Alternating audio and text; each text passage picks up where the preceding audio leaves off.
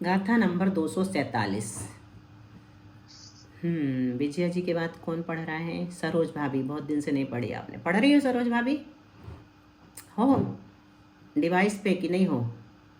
नहीं तो पढ़ लेंगे दीदी। हाँ ठीक है, क्योंकि चालू तो रहता, कई लोग थोड़े इधर उधर हो जाते हैं ना 1-2 मिनट के लिए, तो सुन थोड़ी नहीं पाते। कठिन से दिख रही है दीदी आज की। इसलिए तो पढ़ लो तो प्रैक्टिस हो जाएगी। जी दीदी। तो 2 बार सुनोगी ना आप, तीसरी बार पढ़ना है, तो 2 बार हाँ हाँ। म्यूट करके सुन लो, बोल लो। उद इल्लाणंतरजम सगपड में देदि बंध विदिये च उभयानंतर दव्वम पढ़ में विदिये च संशुहदी। उदयिल्लानन्तरजं सगपडमेदेति पन्दविधीये च उभयानन्तरदौवं पडमे विधिये च संशुवति। प्रणाम दीदी। दीदी वंदना, आज आप आए थे क्या? आज मैंने सुना था, लेकिन लेट ध्यान आता है मुझे। उस समय मेरा वो चलता स्वाध्याय और समयोपदेश का और स्वयं का लब्धिसार का, कभी कभी लेट याद आती है कि क्लास आपकी शुरू हो गई होगी, तो 10:30 के बाद लगाया था, लेकिन काफ़ी सुन लिया था, आधा पौन घंटा। उत्कर्षण अपकर्षण सभी का अच्छा विषय चल रहा था। अरे दीदी। हाँ पढ़ो। उदयिल्लाणं तरजं सगपडमेदेति बन्धविधिये च उभयानन्तरदव्वं पडमे विधिये च संशुभति। उद इल्लाणन तरजम यानी केवल उदयमान प्रकृति के अंतर का द्रव्य। अंतरजम यानी अंतर का द्रव्य। सग पढ़ में अपनी प्रथम स्थिति में, सग यानी अपनी, पढ़ में यानी प्रथम स्थिति में, च यानी और, बंध विधिये बंध की, बध्यमान प्रकृति की, बंध की यानी बध्यमान प्रकृति, अपन के पढ़ के है ना, बध्यमान प्रकृति, उदयमान प्रकृति, उभय और अनुभय, 4 प्रकार की। तो बंध की द्वितीय स्थिति में देता है। केवल उदयमान प्रकृति के अंतर का जो द्रव्य है उसे अपनी प्रथम स्थिति में और बंध की द्वितीय स्थिति में देता है। उभय उभयानंतर दव्वम, उभय अर्थात बंध और उदय सहित प्रकृतियों का अंतर द्रव्य, दोनों का। उभय का मतलब क्या है? बंध और उदय सहित दोनों जहाँ एक साथ रहेंगे उसको उभय कहेंगे। तो उभय प्रकृतियों का अंतर द्रव्य, अंतर द्रव्य यानी अंतर का द्रव्य, अंतर में जो द्रव्य निषेक उपलब्ध है उनका द्रव्य कहाँ देता है? पढ़ में प्रथम स्थिति में, च यानी और, विधिये द्वितीय स्थिति में, संचुहदी यानी देता है। केवल उदयमान का अंतरायाम द्रव्य यहाँ पर बताया गया गाथा में अपनी अपनी प्रथम स्थिति में अपकर्षित करके निक्षिप्त किया जाता है। केवल उदयमान का अंतरायाम जो द्रव्य है वो अपनी अपनी प्रथम स्थिति में अपकर्षित करके निक्षिप्त किया जाता है। केवल उदय है, बंध नहीं है ना। और बध्यमान पुरुष वेद तथा 4 कषाय की द्वितीय स्थिति में उत्कर्षित करके निक्षिप्त किया जाता है। बंधने वाले के साथ उत्कर्षण होता है, और बंध नहीं होगा तो उत्कर्षण नहीं होगा। उदीयमान कषाय की प्रथम स्थिति में भी अपकर्षित करके संक्रमित किया जाता है। यहाँ हम देख सकते हैं क्या हो रहा है। केवल बध्यमान है ये। यहाँ पर एक आवली प्रमाण प्रथम स्थिति है, यहाँ से लेके यहाँ तक अंतरायाम है, अंतर्मुहूर्त प्रमाण, और यहाँ से लेकर ये द्वितीय स्थिति, उपरितन स्थिति अनेक समयों की होती है। ठीक है, तो इसका द्रव्य क्या कर रहे हैं? यहाँ पर केवल बध्यमान है, उदय रूप नहीं है, तो अपकर्षण करके यहाँ दिया, अंतरायाम में दिया। किसमें? केवल उदय युक्त में। स्थिति प्रथम स्थिति ये है, और इसका अंतरायाम यहाँ जहाँ तक क्रॉस क्रॉस बने हुए हैं, पहले क्रॉस से लेकर अंतिम क्रॉस तक, ये अंतरायाम है। फिर इसके ऊपर क्या है? पूर्व सत्व है ये, है ना। तो इसका द्रव्य यहाँ से उठा करके, द्वितीय स्थिति से उठा करके कहाँ दिया? यहाँ अंतरायाम में। अंतरायाम के द्रव्य को यहाँ दिया है, द्वितीय स्थिति में दिया है, यहाँ से उठाया और यहाँ दिया। फिर इसी प्रकार अंतर के द्रव्य को देना है ना।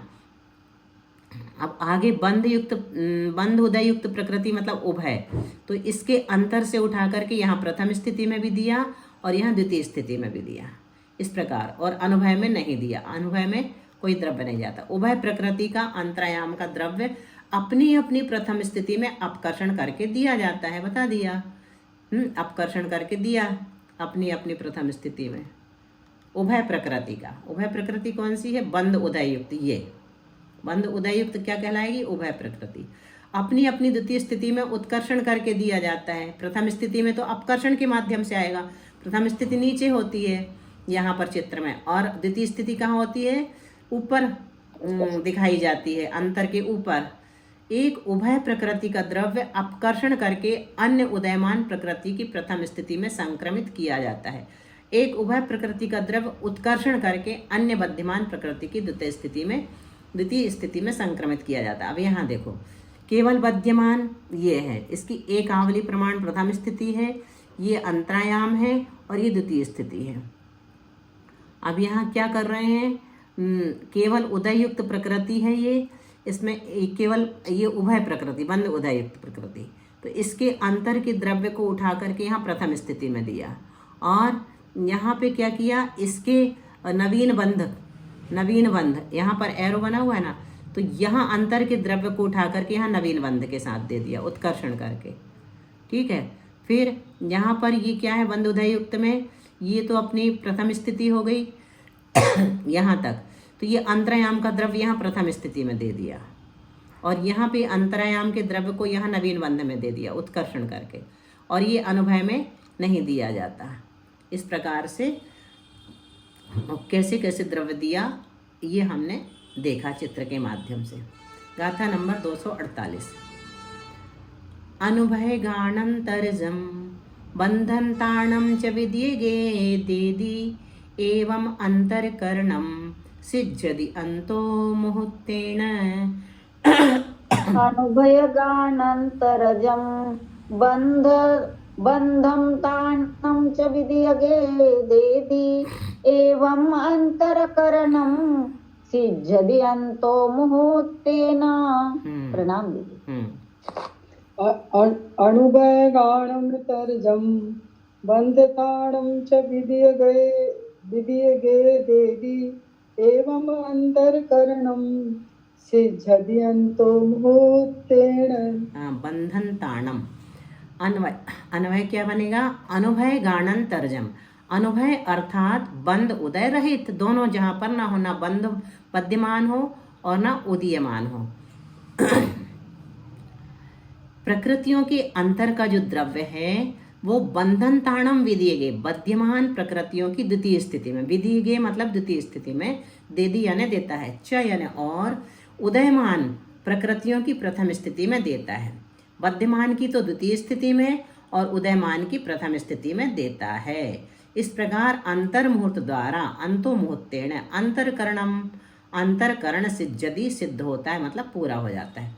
अनुभय प्रकृति का अंतरायाम का द्रव्य, अनुभय मतलब जिसका न बंध है और न उदय है, तात्कालिक बध्यमान प्रकृतियों की द्वितीय स्थिति में उत्कर्षण करके संक्रमित किया जाता है, और तात्कालिक उदयमान प्रकृतियों की प्रथम स्थिति में अपकर्षित करके संक्रमित किया जाता है। यहाँ देखेंगे हम केवल बध्यमान, केवल उदययुक्त, बंध उदययुक्त यानी उभय, और बंध उदय रहित यानी अनुभय। तो केवल बध्यमान का ये बनाया एक आवली प्रमाण प्रथम स्थिति, यहाँ से लेकर यहाँ तक अंतरायाम, और ये हो गई द्वितीय स्थिति। द्वितीय स्थिति बहुत ज़्यादा होती है, लेकिन यहाँ पर इतनी सारी दिखा नहीं सकते, इसलिए इतने ही निषेध दिखाए जाते हैं। फिर इसमें से क्या किया? नवीन बंध में दिया। कहाँ से? बंध उदय रहित का उठाया, अनुभय का, अनुभय के अंतरायाम का द्रव्य उठाया, ये यहाँ से लिया, यहाँ से लिया, नवीन बंध में दे दिया। क्या किया? उत्कर्षण करके, नवीन बंध के साथ उत्कर्षण हो जाता है। फिर यहाँ से अनुभय प्रकृति का द्रव्य उठाया बंध उदय रहित का, और फिर यहाँ नवीन बंध के साथ बंध उदय युक्त मतलब उभय वाले में दे दिया, और फिर यहाँ अपकर्षण करके कहाँ दिया? प्रथम स्थिति में दे दिया, केवल उदय वाले में, और फिर यहाँ भी अपकर्षण करके किसको दिया? बंध उदययुक्त मतलब उभय में दे दिया।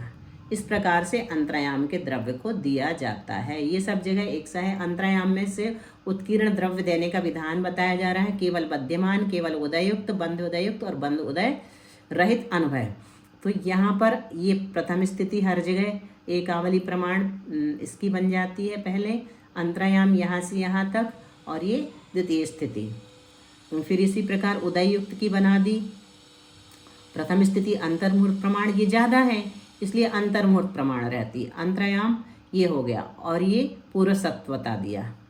इसी प्रकार बंद उदय युक्त में ये भी अंतर्मुहूर्त प्रमाण प्रथम स्थिति है, ये इतना अंतरायाम है और ये पूर्व सत्व है।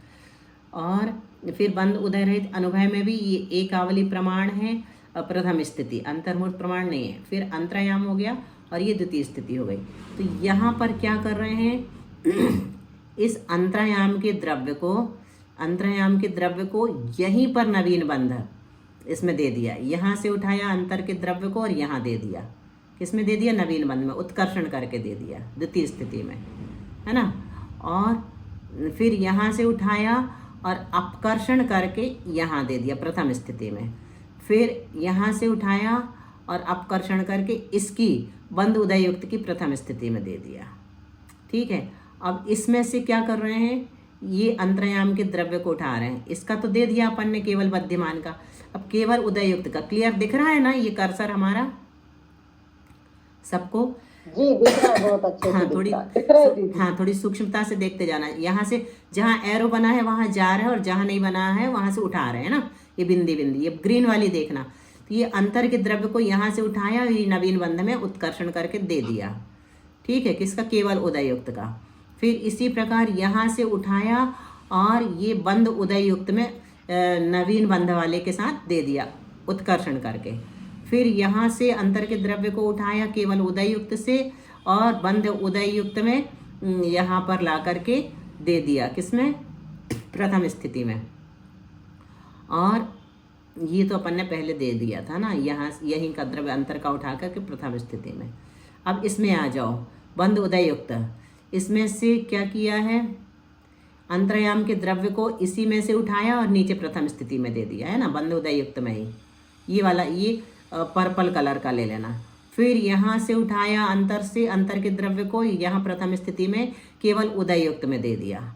इसी प्रकार यहाँ से उठाया और केवल उदय युक्त में केवल बद्धिमान में दिया है, ये उपरितन स्थिति में नवीन बंध के साथ, है ना। ये हो गया अपना के बंद उदय युक्त का।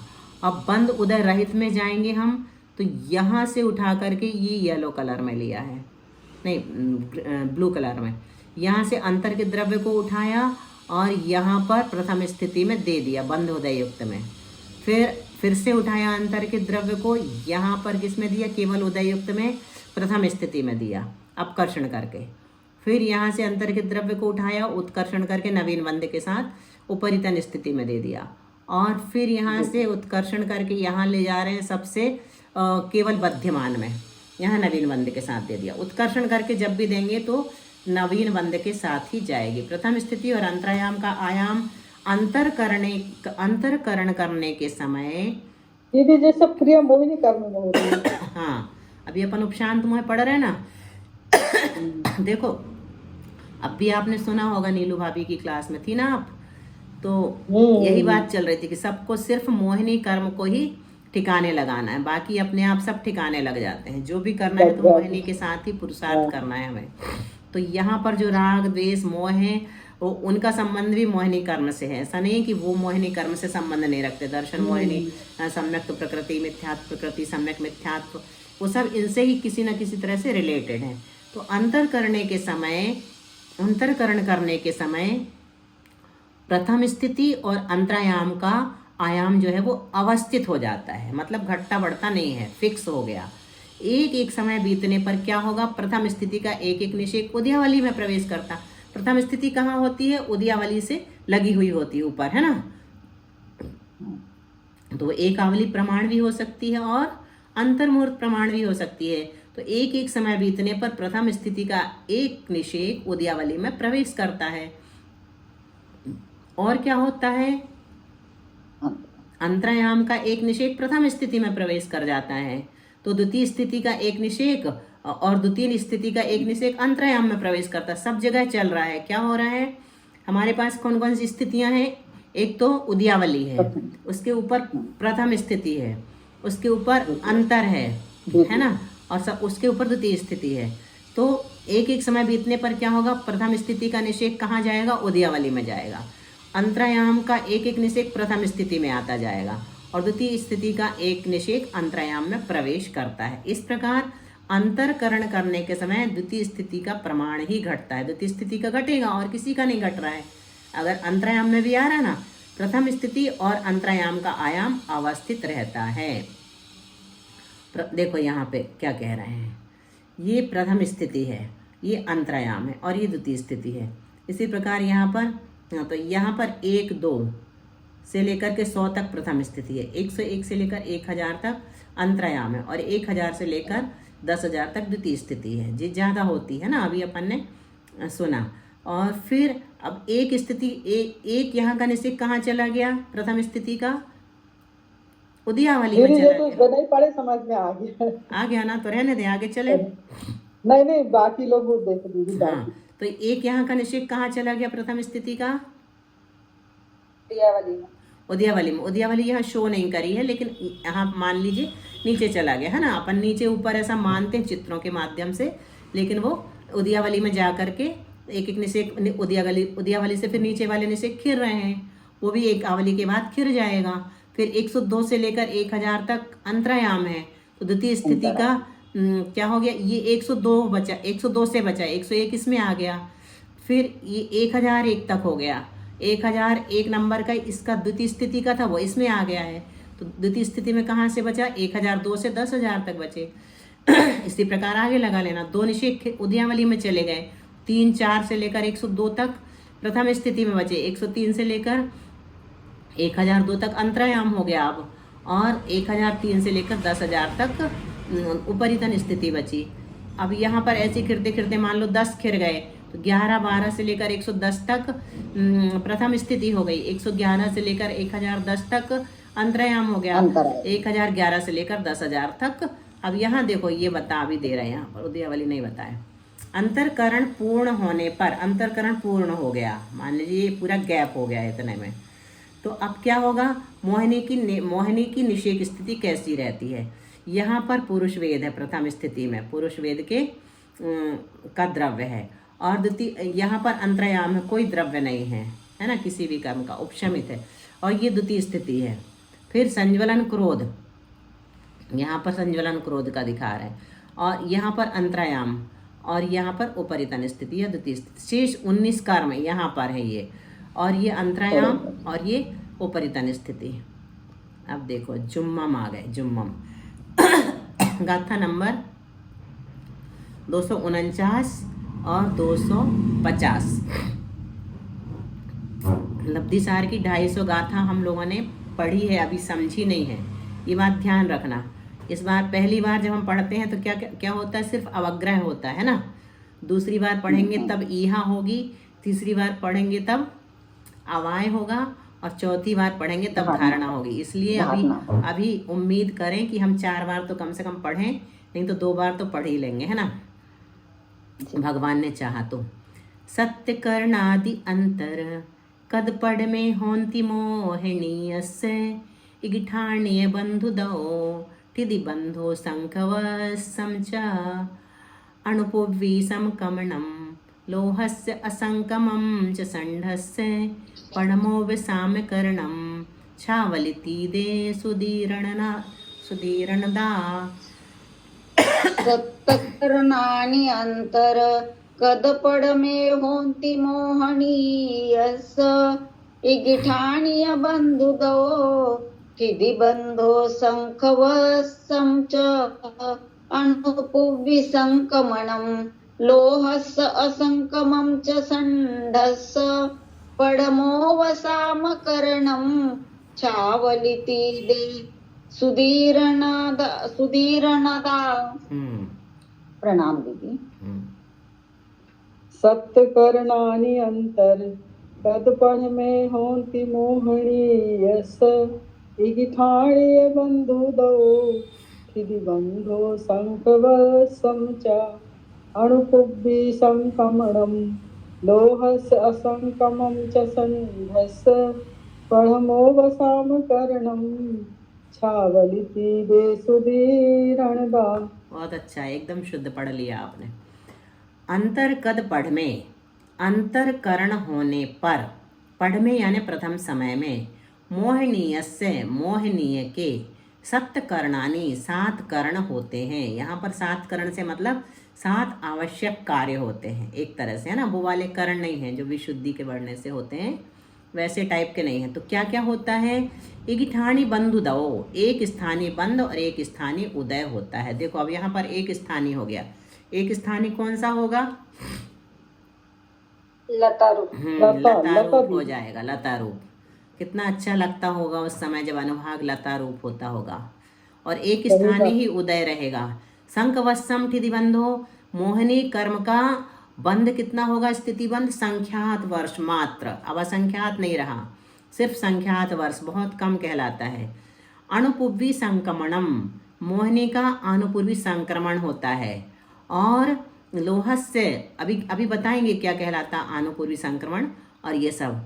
लोहस्य असंक्रमम, संज्वलन लोभ का असंक्रमण होता है, संक्रमण नहीं होता, असंक्रमण।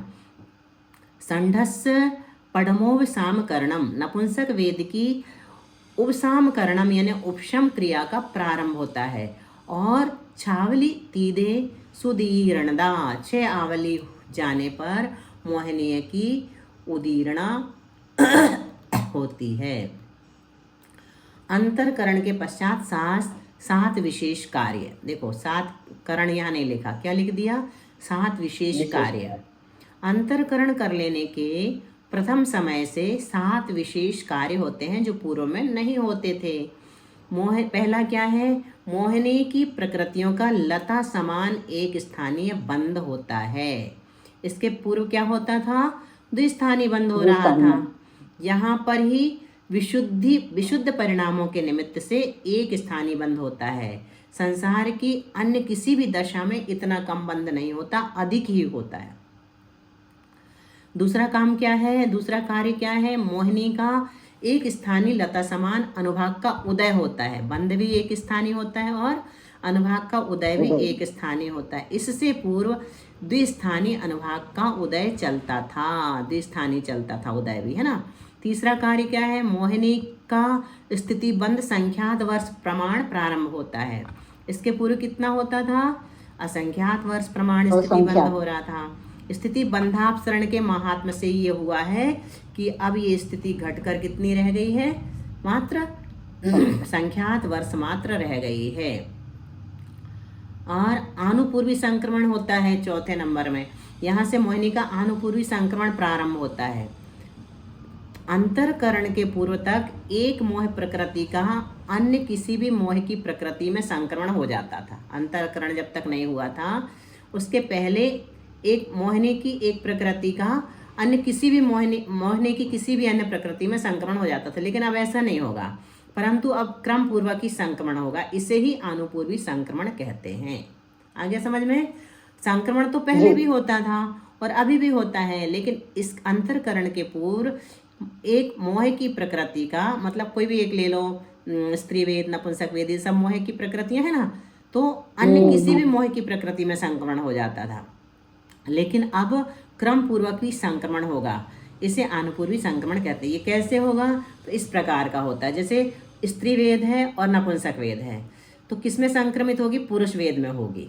पुरुष वेद। उसके बाद पुरुष वेद जो है उसका संक्रमण किसमें होगा? संज्वलन क्रोध में। हास्यादि 6 का भी संज्वलन क्रोध में, और प्रत्याख्यान क्रोध और अप्रत्याख्यान क्रोध का भी संज्वलन क्रोध में संक्रमण होगा। फिर संज्वलन क्रोध का किसमें होगा? और अप्रत्याख्यान वर्णमान का और प्रत्याख्यान मान का तो संज्वलन मान में होगा। संज्वलन क्रोध का संज्वलन मान में होगा और अप्रत्याख्यान मान का और प्रत्याख्यान मान का भी संज्वलन मान में होगा। संज्वलन मान का और अप्रत्याख्यान माया का, प्रत्याख्यान माया का किसमें होगा? संज्वलन माया में होगा। संज्वलन माया का और अप्रत्याख्यान लोभ और प्रत्याख्यान लोभ का किसमें होगा? संज्वलन लोभ में होगा। फिर और क्या है? 5वां कार्य, तो संज्वलन लोभ का अन्य किसी प्रकृति में संक्रमण नहीं होता, संज्वलन लोभ का नहीं होता। अंतरकरण के अंतरकरण के पूर्व संज्वलन लोभ का भी वध्यमान पुरुष वेद तथा 3 संज्वलन में संक्रमण होता था, अब वह नहीं होता। अंतरकरण के पूर्व होता था लेकिन अब नहीं होता। यहाँ से उपसमकरण की विधि प्रारंभ होती है। इसमें सर्वप्रथम नपुंसक वेद का उपशमन प्रारंभ होता है। यहाँ से क्या होता है, एक छठा कार्य उपशमकरण की विधि प्रारंभ होती है। इसमें सर्वप्रथम नपुंसक वेद का उपशमन प्रारंभ होता है। इसका उपशम होने के पश्चात ही अन्य प्रकृतियों का उपशम क्रमशः होता है। और सातवां कार्य क्या है, अभी तक विद्यमान सर्वकर्म ज्ञानावरण आदि एवं मोहिनी की एक अचलावली बीतने पर उदीर्णा होना संभव थी अभी तक, परंतु यहाँ से आगे अब बंद से 6 आवली बीतने के पश्चात, एक अचलावली के पहले हो जाती थी उदीर्णा, लेकिन अब नहीं, अब बंद से 6 आवली बीतने के पश्चात ही उदीर्णा होना संभव होगा। 6 आवली से एक समय भी कम होने पर उस समय प्रबंध की उदीर्णा संभव नहीं है। अंतरकरण के पश्चात 7 करण मोह की अनुभागबंध, स्थितिबंध, संक्रमण, उपशमकरण। बंध एक स्थानीय, उदय एक स्थानीय, वही 7 करण बता रहे हैं। स्थितिबंध कितना हो गया, संख्यात वर्ष, और संक्रमण आनुपूर्वी और असंक्रमण, ठीक है। असंक्रमण संज्वलन लोभ का मतलब नहीं होता, संक्रमण तो असंक्रमण कहलाता है।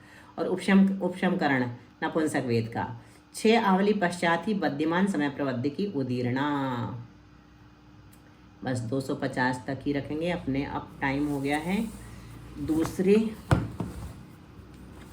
स्वाध्याय के लिए। समयोपदेश का ही पढ़ेंगे आज हम। अभी थोड़ा सा पढ़ा, अच्छा विषय मिला। क्या कहना चाहिए इसका ही, किसका, सिद्धांत का। शेपा गलत जगह लगा दी।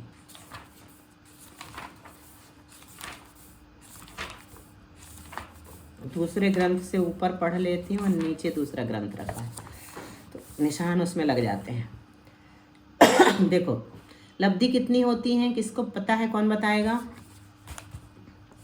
जल्दी से बोलो। 5 लब्धि। बोलो कौन सी। देशना लब्धि, विशुद्धि लब्धि, प्रायोग लब्धि और करण लब्धि। क्रम से कैसे है, क्रम सही है। पहले नंबर में क्या है, विशुद्धि, देशना, प्रायोग और करण। अब ठीक है। 6 ऑप्शन के बाद विशुद्धि, अब ठीक है। 6 ऑप्शन के बाद विशुद्धि लेना है, देशना नहीं लेना। अच्छा ठीक है। पहले किसी ने देशना पहले बोल दिया था, हमने बोला तो दीदी। हाँ अच्छा। तो देशना लब्धि की पात्रता के बारे में आचार्य श्री ने थोड़ा इसमें बताया। देशना लब्धि की पात्रता उसी को प्राप्त होती है जिसके कर्मों के द्विस्थानीय अनुभाग का उदय हो। जिसके कर्मों के द्विस्थानीय अनुभाग का उदय होता है, देशना लब्धि की पात्रता उसी को होती है। अगर हम सुन भी रहे हैं, है ना, रोज रोज प्रवचन और सब कुछ, लेकिन द्विस्थानीय अनुभाग का उदय नहीं चल रहा है, तो समझ लीजिए वो देशना की श्रेणी में, लब्धि की श्रेणी में नहीं आएगा। देशना तो है, देशना अलग चीज और देशना लब्धि अलग चीज। अपन ने कर्मकांड में पढ़ा था, याद है कि नहीं। देशना और देशना लब्धि में क्या क्या अंतर है, एक आध अंतर बताओ।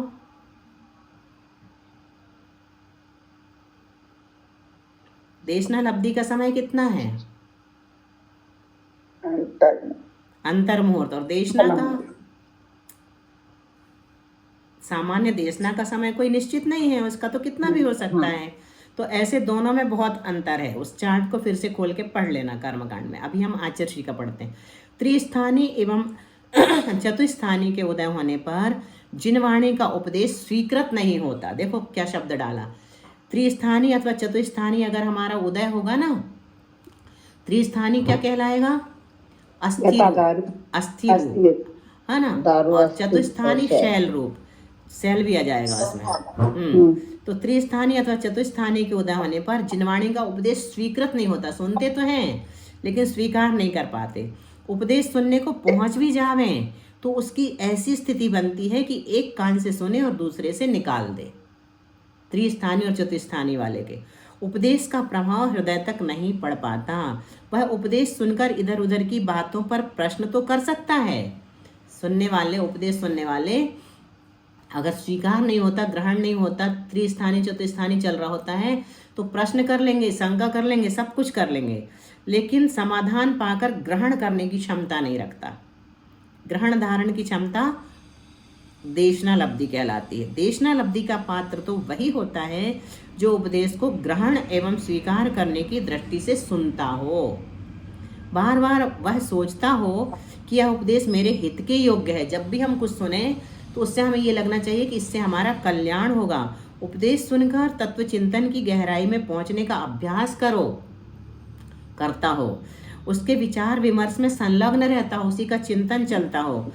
विचार विमर्श करने वाला उपदेश को ग्रहण कर ही ले यह जरूरी नहीं, लेकिन एक समय ऐसा आ सकता है कि वह यदि तात्कालिक सम्यक दृष्टि नहीं भी हो, परंतु कालांतर में उपदेश के स्मरण से सम्यक दर्शन प्राप्त करने की भूमिका बन सकती है। दृष्टांत दिया बहुत अच्छा। जैसे बचपन में बच्चों को टीका लगाते हैं, कालांतर में वह कितना बड़ा हो जाता है, वह टीका आगे यह प्रभाव दिखाता है, वही टीका आगे यह प्रभाव दिखाता है कि जीवन भर उसे कभी भी छोटी बड़ी माता नहीं निकलती। जिस प्रकार कालांतर में टीका का प्रभाव देखने में आता है, उसी प्रकार देशना भी कालांतर में सम्यक दर्शन प्राप्ति के साधन स्वरूप जाति स्मरण के रूप में कारण बनकर अपना प्रभाव दिखा सकती है। देखो, जैसे कोई जीव भोग भूमि में है या नरक में है और उसको वहाँ देशना नहीं मिल रही है, लेकिन सम्यक दर्शन प्राप्त हो सकता है। कैसे हो सकता है? पूर्व में जो सुना है उसके निमित्त से जाति स्मरण हो जाए, जाति स्मरण के रूप में वो कारण बन गया और अपना प्रभाव दिखा दिया। अतः जब भी देशना प्राप्ति का अवसर आए तो अवश्य ही उसका लाभ लेने का प्रयास करना चाहिए। गुण स्थानों में भावों की तरतमता का कथन आगम्य है।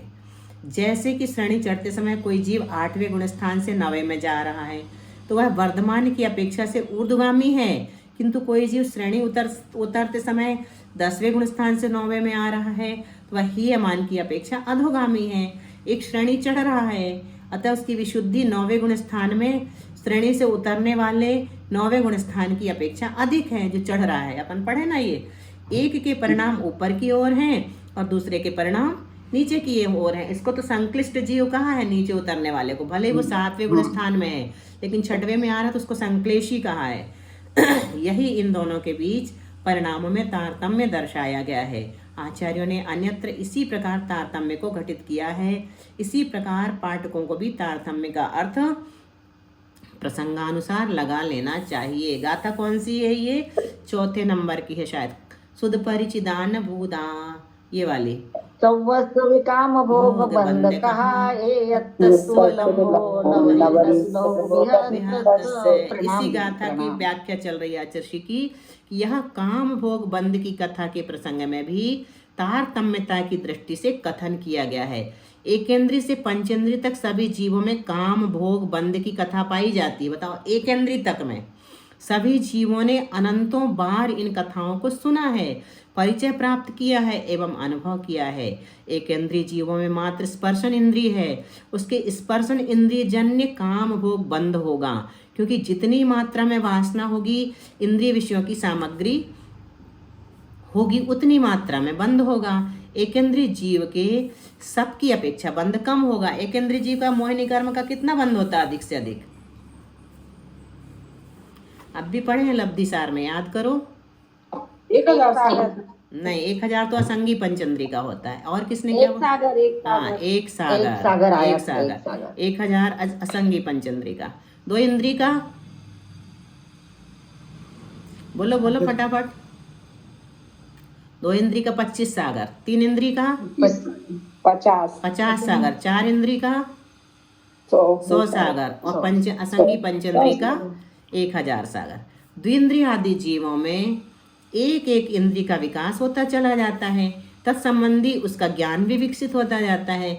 जितना जितना ज्ञान बढ़ेगा उतना उतना काम भोग कथा का परिचय एवं अनुभव बढ़ता जाता है। देखो यहाँ पर ज्ञान खतरनाक हो रहा है। जितना जितना ज्ञान बढ़ेगा उतना उतना काम भोग कथा का परिचय एवं अनुभव बढ़ता जाता है।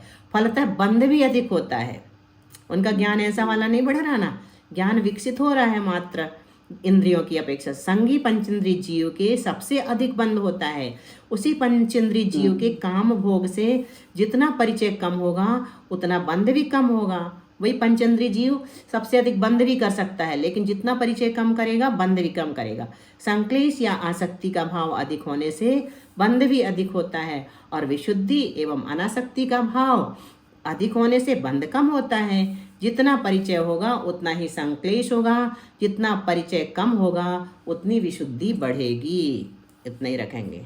परिचय जितना ज़्यादा होता होगा, अपनी फ़ोन नंबर की डायरियाँ भरी रहती ना, मोबाइल भी ठसाठस भरा रहता है, तो परिचय और परिग्रह जितना ज़्यादा होगा उतना ही नीचे ले जाता है। इसलिए परिचय और परिग्रह दोनों को कम करना। जितना बन सके कम करो। कल्याण मित्र बनाओ, बस कल्याण मित्र, राग देश के मित्र मत बनाओ, मित्र शत्रु। चलो जिनवाणी स्तुति विजया जी। जिनवय नमो सहमीनं विषय सुहविरेयनम् अमितभूतं जरमरणवाहि हरणं क्षयकरणं सर्वदुःखाणं प्रणाम। करणम सब दुखाणम। चलिए 9 बार नमोकार मंत्र समय हो गया है। कल भी 4 बजे से क्लास होगी, ठीक है। जिस दिन चेंज होगा टाइम उस दिन बता देंगे। अभी 4 बजे का ही रखते हैं। जिनको नहीं होगा कर पाना संभव उनको रिकॉर्डिंग दे देंगे। नमो अरिहंताणम, नमो सिद्धाणम, नमो आयरियाणम, नमो वज्रायाणम, नमो लोये सव्विसाहूणम, नमो अरिहंताणम, नमो सिद्धाणम, नमो आयरियाणम, नमो वज्रायाणम, नमो लोये सव्विसाहूणम।